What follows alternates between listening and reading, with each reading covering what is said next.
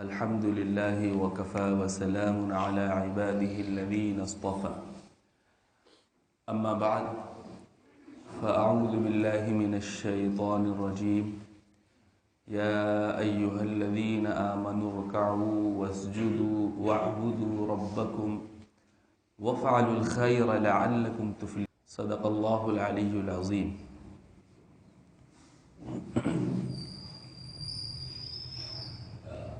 اللہ تبارک و تعالی نے ہم سب کو جو قیمتی زندگی دی ہے اور اپنے فضل سے دی ہے اور ایک مقررہ اور متعینہ مدت کے لیے ہمیں اس دنیا میں بھیجا ہے، یہ جو زندگی اللہ نے عطا فرمائی ہے اور جو ایک وقت مقررہ ہمیں دیا ہے، اللہ تبارک و تعالی نے اس کا مقصد بھی خود ہی بیان کر دیا اور وضاحت سے بیان فرمایا ہے قرآن کریم میں کہ جو زندگی ہمیں ملی ہے وہ اس لیے ملی ہے کہ ہم اللہ کا بندہ بن کر کے رہیں، بندگی کے ساتھ زندگی گزاری جائے۔ لیکن انسان دنیا میں آ کر کے اپنے اس مقصد کو فراموش کر دیتا ہے، بھول جاتا ہے، اور پھر وہ جو زندگی گزارتا ہے اس کی زندگی مختلف راہوں پر چلی جاتی ہے، اور جس مقصد کے تحت اللہ تبارک و تعالی نے اس کو بھیجا ہے اس دنیا میں انسان کو، وہ مقصد اس کے ذہن و دماغ سے محو ہو جاتا ہے، مٹ جاتا ہے، وہ اس کو بھلا دیتا ہے۔ قرآن کریم پر نظر ڈالنے سے معلوم ہوتا ہے کہ انسان جو زندگی گزارتا ہے وہ چار طرح کی زندگی ہو سکتی ہے۔ پہلی قسم تو ان لوگوں کی ہے کہ جو اپنے پیدا کرنے والے کو ہی نہیں پہچانتے، کیوں ان کو اللہ نے پیدا کیا، کس نے پیدا کیا، وہ اس کو نہیں جانتے، اور پوری زندگی جو اللہ تبارک و تعالی نے دی ہے 60 سال کی، 70 سال کی، 80 سال کی، اپنے خالق کو پہچانے بغیر ہی اس دنیا میں رہ کر کے وہ چلے جاتے ہیں۔ یہ کافرانہ زندگی ہے، مشرکانہ زندگی ہے، یعنی جو اپنے رب ہی کو نہیں پہچانتا، اسی کو نہیں مانتا، یہ جانتا تو ہے لیکن ایک رب کو نہیں مانتا، ایک خدا کو نہیں جانتا، بلکہ اس کے ساتھ اور بھی بہت سے معبودوں کو شریک کر لیتا ہے، شرک کرتا ہے، اور خدا کی خدائی میں دوسرے معبودان کو بھی شریک کر لیتا ہے، کسی کے سامنے بھی اس کی پیشانی جھک جاتی ہے، کسی کے سامنے بھی وہ اپنا ماتھا ٹیک دیتا ہے، اور اپنی عبادت دوسروں کے لیے بھی کرنے لگتا ہے۔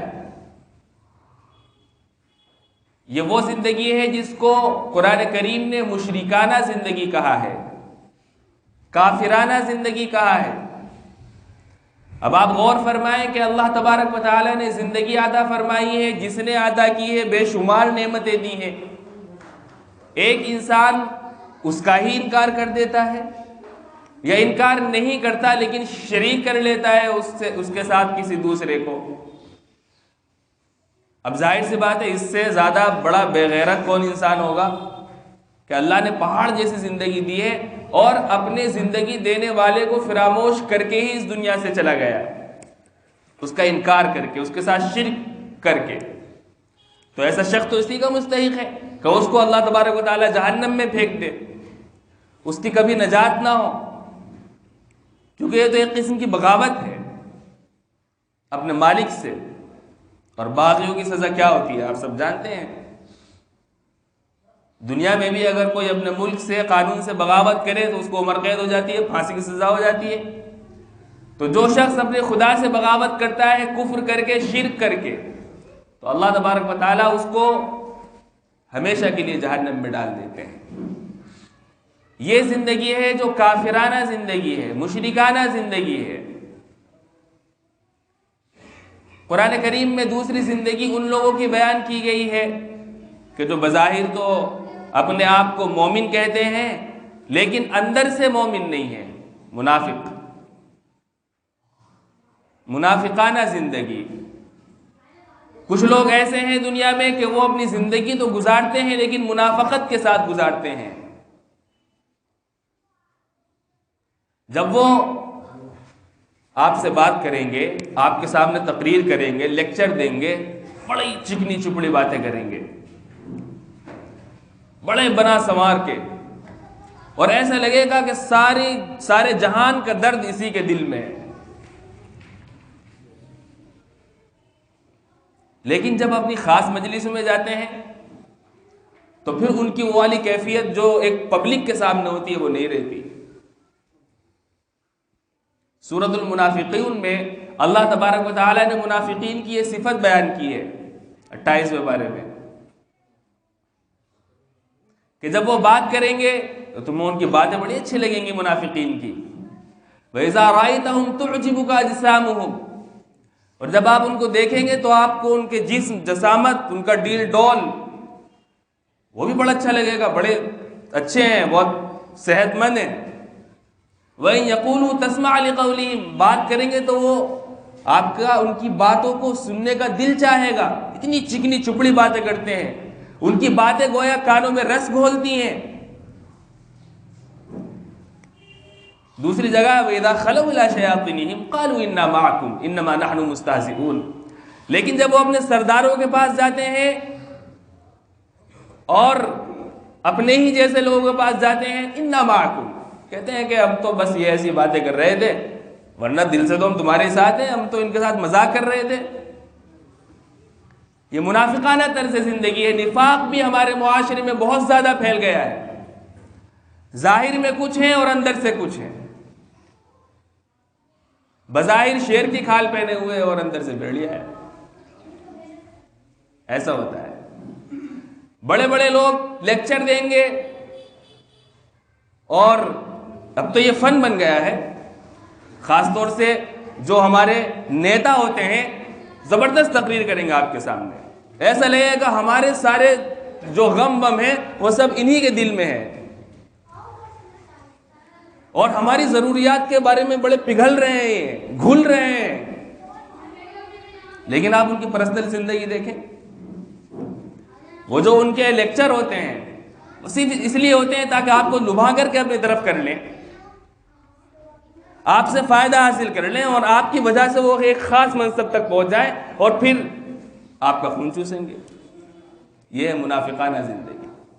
قرآن کریم نے اس کا بھی تذکرہ کیا ہے۔ تیسری زندگی جو قرآن کریم سے ہمیں معلوم ہوتی ہے وہ یہ ہے کہ کچھ لوگ ایسے ہوتے ہیں کہ ان کو بس یہ رہتا ہے اپنی زندگی میں کہ بس کھاؤ پیو اور اپنا خاندان، اپنے بیوی، اپنے بچے، اس کے علاوہ ان کے ذہن و دماغ میں آگے کچھ آتا ہی نہیں ہے۔ زُجِّنَ لِلنَّاسِ حُبُّ الشَّهَوَاتِ مِنَ النِّسَاءِ وَالْبَنِينَ وَالْقَنَاطِيرِ الْمُقَنطَرَةِ مِنَ الذَّهَبِ وَالْفِضَّةِ وَالْخَيْلِ الْمُسَوَّمَةِ وَالْأَنْعَامِ وَالْحَرْثِ، کچھ لوگوں کے لیے جو دل کی پسندیدہ چیزیں ہیں وہ ان کے لیے مزین کر دی گئی ہیں۔ ان کی بیویاں، ٹھیک ہے بیوی سے محبت ہوتی ہے، کرنی چاہیے، لیکن حد سے زیادہ کہ وہ ہمارے فرائض میں جو ہے بیویوں کی یا بچوں کی یا سونے اور چاندی کی محبت اور ان کا تعلق آڑے آ جائے، یہ ہرگز پسندیدہ نہیں ہے۔ بہت سے لوگ ایسے ہوتے ہیں کہ ان کی زندگی کا مقصد صرف یہی ہے، بیوی اور بچے۔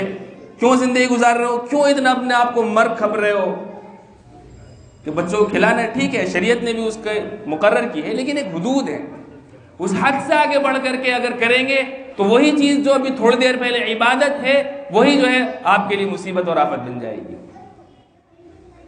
کچھ لوگوں کو مال اور دولت سے بڑی محبت ہوتی ہے، کچھ لوگوں کو اپنی گاڑی سے، بنگلے سے، اپنی خواہشات کو پورا کرنے سے، ان چیزوں سے محبت ہوتی ہے۔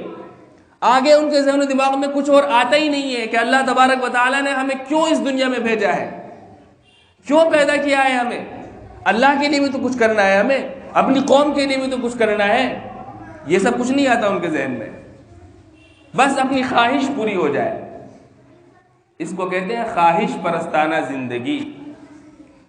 ان کا مقصد یہ ہماری خواہش پوری ہو جائے، بڑا سا بنگلہ ہو، گاڑی ہو، گھر ہو، شاندار سا کھانا ہو، بہت سارے بچے ہوں، ہمارے بچے جو ہے خوب پڑھ لکھ لیں، دنیا میں خوب ترقی کر لیں، اعلیٰ سے اعلیٰ عہدے پر پہنچ جائیں، لیکن نہ کبھی اپنی آخرت کی فکر کی ہے، نہ اپنے بچوں کی آخرت کی فکر کی ہے۔ سب کچھ پورا مطمع نظر ان کی دنیا ہے، اس کے آگے ان کا ذہن جاتا ہی نہیں ہے، اور یہ والی فکر بھی صرف اپنے دائرے میں ہے۔ بس اپنی قوم کے لیے، اپنے پڑوس والوں کے لیے، اپنے پاس والوں کے لیے، دوسرے لوگوں کے لیے تم نے کیا بھلائی کی ہے، اس سے ان کو کوئی مطلب نہیں۔ یہ خواہش پرستانہ زندگی، بس ہماری خواہش پوری ہو جائے، یہ ان کی زندگی کا مقصد ہوتا ہے۔ گویا یہ سب کچھ کر کے ہم اس دنیا سے چلے جائیں گے۔ ان کو ذہن میں نہیں آتا کہ خدا کو بھی منہ دکھانا ہے۔ قرآن کریم نے تیسری زندگی ان لوگوں کی بیان کی ہے، اور چوتھی زندگی اللہ تبارک و تعالیٰ نے ایمان والوں کی بیان کی ہے۔ یہ ایمان والے وہ ہیں جو اپنے مقصد تخلیق کو اپنی نگاہوں کے سامنے رکھتے ہیں۔ دنیا کی ضروریات ان کے ساتھ بھی لگی ہوئی ہیں، وہ دنیا کی ضروریات کو پورا تو کرتے ہیں ضرورت کے تحت، لیکن اس کو اپنا مقصد نہیں بناتے، اپنا ہم نہیں بناتے، اپنا غم نہیں بناتے۔ ان ایمان والوں کو بھی یقیناً پیسے کی ضرورت ہوتی ہے، مال دولت کی ضرورت ہوتی ہے، بیوی بچے ان کے بھی ہوتے ہیں، گھر بار ان کے بھی ہوتے ہیں، بڑی بڑی گاڑیاں ان کی بھی ہوتی ہیں، لیکن وہ اس کو ضرورت ہی سمجھتے ہیں، اپنا مقصد نہیں سمجھتے۔ ان کا مقصد دنیا میں خیر پھیلانا ہوتا ہے، بھلائی کو عام کرنا ہوتا ہے۔ قرآن کریم میں یا ایھا الذین آمنوا ارکعوا واسجدوا، اے ایمان والو تمہاری یہ صفت ہونی چاہیے کہ تم اللہ کے فرمان، اللہ کے احکامات کے سامنے جھک جاؤ، رکوع کرو، سجدے کرو، نمازیں پڑھو۔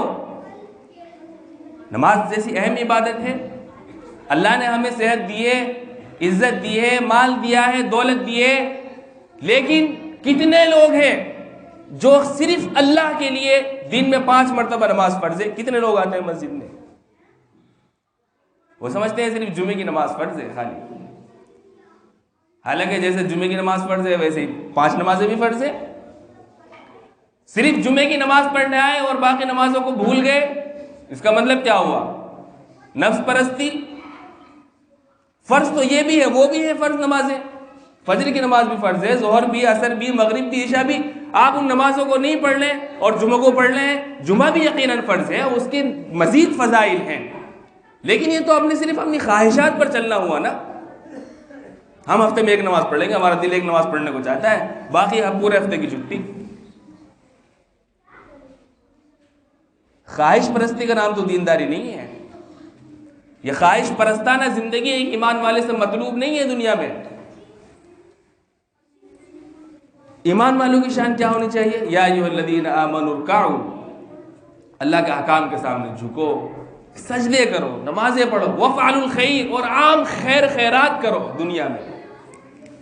پڑوسیوں کے ساتھ اچھا سلوک کرو، اپنے بھائیوں کے ساتھ اچھا سلوک کرو، 2 بھائیوں میں لڑائی ہو جائے تو ان میں صلح کرا دو اللہ کے لیے، کسی کی غیبت نہ کرو، حقوق العباد کا خیال رکھو۔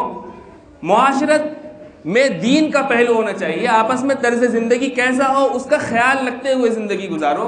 وافعلوا الخیر، یہ بالکل عام لفظ ہے، ہر بھلائی کو شامل ہے۔ آگے فرمایا وافعلوا الخیر لعلکم تفلحون، یہ سب کام کرو گے تو تم کامیاب ہو جاؤ گے۔ قرآن کریم کامیاب ان لوگوں کو کہتا ہے جو یہ کام کرتے ہیں، اور ہماری زندگی میں اور ہماری نگاہ میں کامیاب سکسیسفل وہ لوگ ہوتے ہیں جن کے پاس خوب پیسہ ہو، جن کے پاس خوب شہرت ہو، جن کے پاس خوب عزت ہو۔ قرآن کریم میں کامیابی کو جو مفہوم ہے وہ یہ نہیں ہے کہ بہت زیادہ پیسہ ہو، بہت زیادہ شہرت ہو، بہت اس کے پاس خدم حشم لاؤ لشکر یہ سب ہوں۔ قرآن کریم نے تو 2 جملے بنایا، فمن زحزح عن النار وَأُدْخِلَ الْجَنَّةَ فَقَدْ فَازَ فَوْزًا عَظِيمًا۔ جس شخص کو اللہ تبارک و تعالیٰ نے نار جہنم سے بچا لیا اور اس کو جنت میں داخل کر دیا، یہ ہے کامیابی۔ فَقَدْ فَازَ فَوْزًا عَظِيمًا، بڑی کامیابی حاصل کر لی اس نے۔ یہ ہمارے مسلمانوں کی کامیابی کا معیار ہے۔ کامیابی کا مطلب یہ نہیں ہے کہ خوب مال و دولت آ جائے، کسی کے پاس آ جائے اللہ سب کو دے، بہت اچھی بات ہے، منع نہیں ہے، لیکن مصیبت اس وقت ہے کہ جب سب کچھ مطمع نظر ہمارا وہی ہو جائے۔ ایسے شخص کے لیے حدیث پاک میں اللہ کے نبی نے فرمایا تعیس عبد الدینار تعیس عبد الدرہم، دینار کا بندہ، درہم کا بندہ ہلاک ہو گیا۔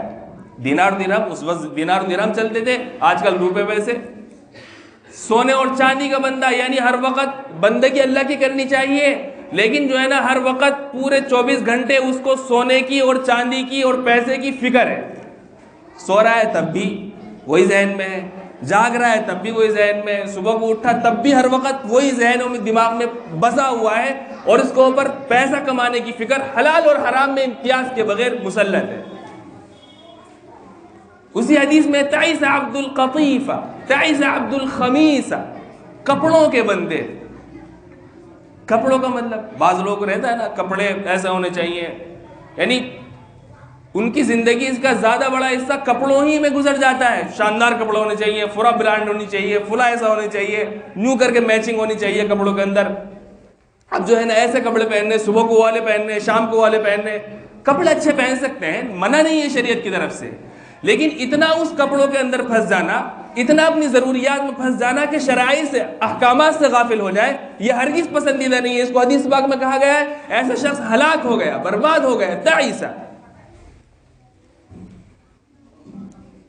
ان سب کا مقصد یہ ہے کہ جو زندگی کے وسائل ہیں ان کو وسائل ہی سمجھیں، ان کو مقاصد نہ بنائیں۔ میں نے پہلے بھی پچھلے ہفتے بھی عرض کیا، مقصد میں اور منزل میں فرق کرنا چاہیے، ذرائع میں اور مقاصد میں فرق کریں۔ ہمیں دنیا میں صرف اتنے چھوٹے سے مقصد کے لیے نہیں بھیجا گیا ہے، ہمیں اللہ تبارک و تعالیٰ نے اپنا بندہ بنا کر کے بھیجا ہے۔ یہ کوئی بہت سے لوگ ہوتے ہیں کہ ان کو بس، جیسے کہ حدیث پاک میں نے ابھی پڑھی ہے، ہر وقت یہی فکر، کسی کے پاس گاڑی ہے تو اس کو صبح کو اٹھتے کے ساتھ ہی اس کی فکر، رات کو سو رہا ہے تو سونے کے بعد بھی خواب بھی اسی کے دیکھ رہا ہے گاڑی کے، کہ اب یہ والی گاڑی تو اب جو ہے نا اس کے بعد میں والی گاڑی لینی ہے۔ کسی کو موبائل کی فکر ہے تو یہ والا نہیں تو یہ والا اب ذرا دوسرا والا لانچ ہونے والا ہے تو اس کو لینا ہے، اب یہ خراب ہو گیا، اس کی ایکسپائر ہو گیا۔ یہ سب ہمارا نوجوان جو ہماری نسل ہے ان کو یہی ہے، ان کے ذہن و دماغ میں بھی نہیں آتا کہ اللہ نے ہمیں اپنی توفیق سے اسلام جیسی دولت دی ہے، مسلمان بنایا ہے، ایک ہمارا پیدا کرنے والا ہے، وہ ہم سے چاہتا کیا ہے۔ یہ زندگی ہے جو اللہ تبارک و تعالیٰ نے قرآن کریم میں ہمارے سامنے رکھی ہیں۔ ایک کافرانہ زندگی، مشرکانہ زندگی، ایک منافقانہ زندگی جو منافقین کی ہوتی ہے، بظاہر کچھ اور اندر سے کچھ، اور ایک شہوت پرستانہ، بس ہم ہیں اور ہماری ضروریات پوری ہونی چاہیے، ہمارا مفاد پورا ہونا چاہیے، دوسرا چاہے کوئی جہنم میں جائے اس سے کسی کو فکر نہیں ہے۔ یہ تینوں جو زندگیوں کے مقاصد ہیں، یہ اس کی قرآن کریم میں مذمت آئی ہے۔ جو مومنانہ زندگی ہے، ایمان والوں کی زندگی ہے، جو قرآن کریم نے اس کی صفات بڑی وضاحت سے بیان کی ہیں متعدد جگہ پر،